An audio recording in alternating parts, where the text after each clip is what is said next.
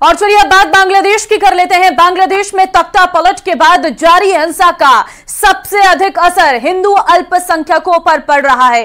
बांग्लादेश से आ रही रिपोर्ट्स के मुताबिक हिंदू बहुल्य इलाकों से लगातार हत्या, आगजनी और लूटपाट की खबरें आ रही हैं। हिंसा के बीच हिंदू मंदिरों को भी निशाना बनाया जा रहा है।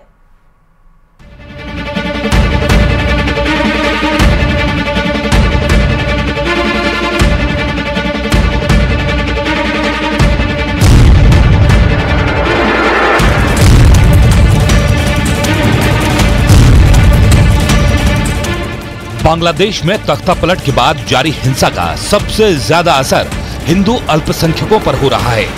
पूरे बांग्लादेश से हिंदुओं पर हमले और उनकी संपत्तियों में आगजनी की खबरें आ रही हैं। हिंदुओं के घरों और मंदिरों को चुन चुन कर उन पर हमला किया जा रहा है। যাওয়ার সময় উল্টো দিক থেকে এসে আমার বাসার মধ্যে ঢুকে, আমার বাবা একজন ব্যবসা করে, সে তার ব্যবসার প্রতিষ্ঠান, আমার ভাই একজন ডাক্তার, ছোট কাকার ছেলে, তার চেম্বারও আমাদের বাসার মধ্যে। এই চেম্বারের মধ্যে ঢুকে আমাদের পুরো ভাইরা চুইরা কিচ্ছু রাখে নাই। আমার কাকাকে খুঁজতেছিল, আমার ভাইকে খুঁজতেছিল, মানে এরা কোথায়। আমার মা বাইরে ছিল, আমার মা শুধু নিরুপায় হয়ে দাঁড়ায় দেখতেছে যে ঘরে ফ্যান বলেন, খাবার জলের জগ বলেন, একটা গ্লাস বলেন, কিচ্ছু রাখে নাই। পিটারে ভাইয়া ফেলাইছে। বাবা যতটুকু পারছে ছবি তুলছে এবং বাবারে মারছে, বাবার গায়ে হাত দিছে। আর আমার ছোট কাকা তো পলাই আছে, আমার ছোট কাকাকে ওরা খুঁজতেছে। মানে আমরা কতটা নিরুপায় আজকের এই ছাত্রদের কারণে। আমরা এখন কি দেশ ছেড়ে নিজের জায়গা জমি ছেড়ে কি আমরা ইন্ডিয়া পালাই যাবো এটা মনে করতেছে সবাই। কেন ইন্ডিয়া যাব? আমরা স্বাধীন দেশে বাস করি না? আমরাও দেশের নাগরিক না? তাহলে কেন আমাদের সাথে এরকম হবে? আমরা তো স্বাধীনতা, ঠিক আছে, সবই ঠিক আছে। वर्ल्ड हिंदू फेडरेशन के बांग्लादेश चैप्टर की रिपोर्ट के मुताबिक बांग्लादेश के 39 जिलों में हिंदुओं को बनाया गया निशाना। घरों से लेकर मंदिरों तक में तोड़फोड़, आगजनी और लूट। हिंदू नेताओं की हत्या की गई है और उनके घरों को जलाया गया है। राजनीति से जुड़े हिंदू नेताओं को खास तौर पर निशाना बनाया जा रहा है। हिंदू महिलाओं को अगवा करने की भी खबरें सामने आ रही हैं। बांग्लादेश में मौजूद हिंदुओं के हालात पर भारत में भी चिंता जाहिर की जा रही है। धर्म गुरुओं के साथ साथ विश्व हिंदू परिषद और आरएसएस जैसी संस्थाएं भी बांग्लादेश में हिंदुओं पर हो रहे अत्याचार का विरोध कर रही हैं। साथ ही सरकार से मांग भी कर रही हैं कि बांग्लादेश में हिंदुओं की सुरक्षा का प्रबंध किया जाए। बांग्लादेश में 10% के लगभग हमारे हिंदू बंधु भी रहते हैं। उनकी भी सुरक्षा आवश्यक है। इसलिए वहाँ की सेना से इस समय जिनके हाथ में सत्ता है, उन लोगों से हम ये अनुरोध करना चाहते हैं कि हमारी हिंदू जनता को कोई परेशानी नहीं होनी चाहिए और उनके योगक्षेम का भी निरंतर ध्यान रखा जाना चाहिए। बांग्लादेश में सबसे ज्यादा अल्पसंख्यक हिंदू ही हैं। ऐसे में उनकी सुरक्षा अब एक बड़ा मुद्दा बनती जा रही है। बांग्लादेश ब्यूरो ऑफ स्टैटिस्टिक्स के मुताबिक देश भर में सबसे ज्यादा 7.95% अल्पसंख्यक हिंदू ही हैं। इसके बाद बौद्ध और ईसाई आते हैं। तख्ता पलट के बीच जारी हिंसा के बीच बांग्लादेश में रहने वाले भारतीय अब स्वदेश लौटने लगे हैं। शेख हसीना के देश छोड़ने के बाद बांग्लादेश में हिंदुओं के साथ हो रही हिंसा का असर इनके चेहरे पर साफ पड़ा जा सकता है। बांग्लादेश में तख्ता पलट की साजिश में आईएसआई का नाम भी सामने आ रहा है। ऐसे में माना जा सकता है कि बांग्लादेश में हिंदुओं पर हो रहे हमले सुनियोजित और एक सोची समझी साजिश का हिस्सा हो सकता है। बांग्लादेश में अब अंतरिम सरकार का गठन होने जा रहा है। ऐसे में हिंदुओं की सुरक्षा एक ऐसा मुद्दा है जिसका असर आने वाले समय में भारत बांग्लादेश के संबंधों पर भी दिखाई देगा।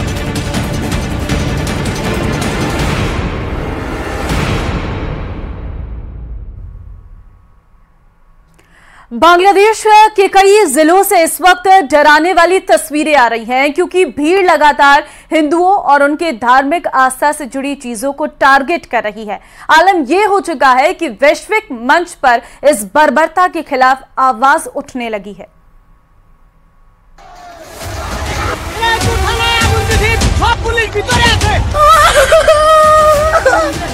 वहाँ पे जो हम लोग की भाई है, हिंदू भाई बुद्ध भाई जो है, उन लोग के घर में जाके मंदिर में जाके आग लगा रहे हैं।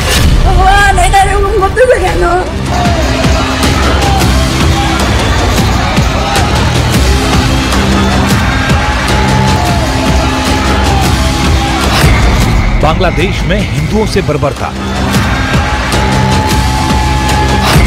लोक गायक राहुल आनंद के घर तोड़फोड़। दंगाइयों ने घर को किया आग के हवाले।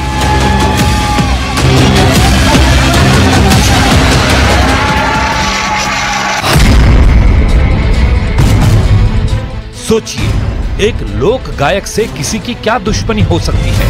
सोचिए, एक लोक गायक पर किस बात का गुस्सा निकाला जा सकता है। लेकिन राहुल आनंद को बांग्लादेश में अल्पसंख्यक यानी हिंदू होने की कीमत चुकानी पड़ रही है। ढाका में मौजूद उसके घर में घुसे दंगाइयों ने पहले तोड़फोड़ की और फिर घर को आग के हवाले कर दिया।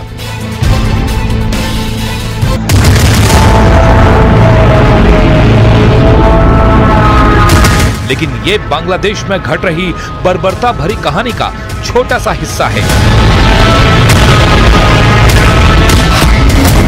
देश में कुल 64 जिले हैं। 21 जिलों में हिंदुओं की बड़ी आबादी है और 39 जिलों में हिंदू दंगाइयों के निशाने पर हैं।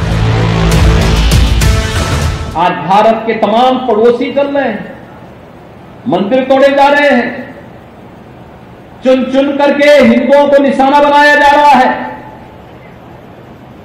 और तब भी हम इतिहास की उन परतों को ढूंढने का प्रयास नहीं कर रहे हैं कि इस प्रकार की दुर्भाग्यपूर्ण स्थिति क्यों वहां पर पैदा हुई। चुन चुन कर उनके घरों को टारगेट किया जा रहा है। बहू बेटियों की इज्जत के साथ खिलवाड़ किया जा रहा है। और ये सब कुछ हुआ है शेख हसीना सरकार के तख्ता पलट के बाद। यही वजह है कि बांग्लादेश में हिंदुओं के साथ हो रही बेरहमी पर आवाज उठने लगी है।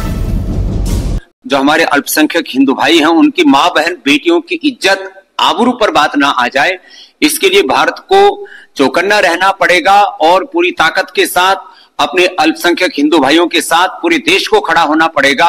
वहाँ के हिंदू भाई बहन परेशान हैं, मंदिरों में तोड़फोड़ की जा रही है, बहुत उपद्रव मचे हुए हैं। भारत सरकार से हमारी प्रार्थना है कि बहुत ही जल्दी भारत को अपना विशाल दिल दिखाते हुए बांग्लादेश में रहने वाले हिंदुओं के लिए विशेष व्यवस्था के साथ द्वार खोल देने चाहिए। बांग्लादेश में हिंदुओं के साथ अत्याचार की ऐसी तस्वीरें आ रही हैं जिन्हें टीवी पर दिखाया भी नहीं जा सकता। जानकारी के मुताबिक राजधानी ढाका में कई मंदिरों को ध्वस्त किया जा चुका है। साल भर हजारों लोगों का पेट भरने वाले इस्कॉन टेम्पल को भी दंगाइयों ने नहीं छोड़ा है। हम सरकार से निवेदन कर रहे हैं कि एक सुनिश्चित करे कि वहाँ के हिंदू सुरक्षित रहे, और हमको विश्वास है कि सरकार कुछ कदम उठाएगी। हम यही अपील करना चाहेंगे अन्य देशों की सरकारों से, कि भारत सरकार से और अन्य देशों की सरकारों से, कि ये जो बांग्लादेश में जो तांडव चल रहा है उसके लिए बहुत ही कदम उठाने की आवश्यकता अभी है, क्योंकि वहाँ पर लगभग 1.3 करोड़ हिंदूज रहते हैं और वो लोग काफी आतंकित हैं। हिंदुओं के लिए बांग्लादेश इस कदर असुरक्षित हो चुका है कि वहां से उन्हें निकालने की कवायद शुरू की गई है। सुनिए, बांग्लादेश से भारत आए एक ट्रक ड्राइवर ने वहां क्या देखा। हमारा गवर्नमेंट हम लोग को इंडिया में बुलाया है, इसीलिए हम लोग इंडिया हैं। गाड़ी हम लोग के बांग्लादेश अंदर में है। क्या क्या हादसा हुआ था? अंदर में पूरा तोड़ फोड़, सब आग उग लगा रहा है सब तरफ। उधर बांग्लादेश में हिंदुओं पर हो रहे अत्याचार को लेकर सदगुरु जग्गी वासुदेव ने भी आपत्ति जाहिर की है। उन्होंने अपने एक्स हैंडल पर लिखा, ये बांग्लादेश का आंतरिक मामला नहीं है, हमें अपने पड़ोसी देश में अल्पसंख्यकों की सुरक्षा सुनिश्चित करनी चाहिए। उनकी रक्षा करना हमारी जिम्मेदारी है। सच यही है कि बांग्लादेश में हालात बेकाबू हैं और इन बेकाबू हालात का सामना अल्पसंख्यक समुदाय को करना पड़ रहा है।